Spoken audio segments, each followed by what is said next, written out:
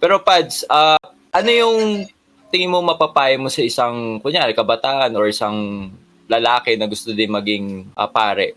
Tinatawag din na maging isang pare. Una, dapat active siya sa kanyang prayer life. Lalo na yung Holy Rosary and then Holy Eucharist. Then pagkatapos, dapat aktibo siya sa simbahan. And then third, kasi nagiging formator ako for 7 years sa seminary, yun ang aking unang assignment.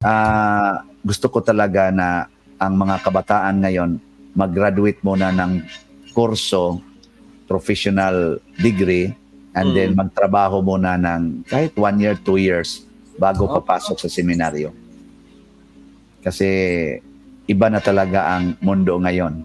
Correct. Napakatagal o parang mahirap na i-form ang moral at saka spiritual life ng mga kabataan kasi bombarded masyado sa aning social media na makamundo.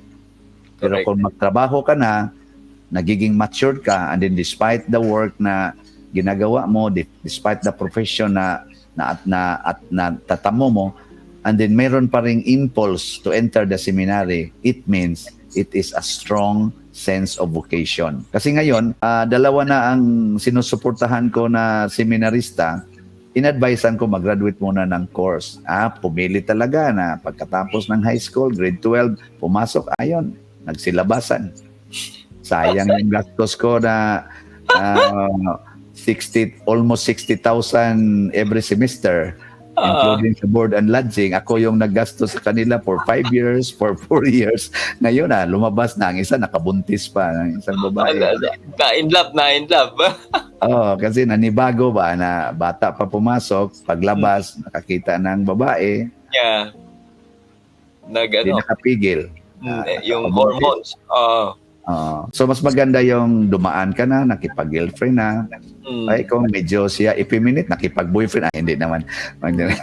Basta naka-explore na siya sa buhay ng malalim-lalim ba bago pumasok sa seminaryo. Para hindi talaga malaki ang possibility na maka-sustain at saka magiging pari talaga siya. Oo nga, Pads, kasi parang yung mga nalalaman ko, mga nagkukwento sa akin, yung mga pumapasok ng high school pa lang seminary, madalas marami talaga naglalabasan.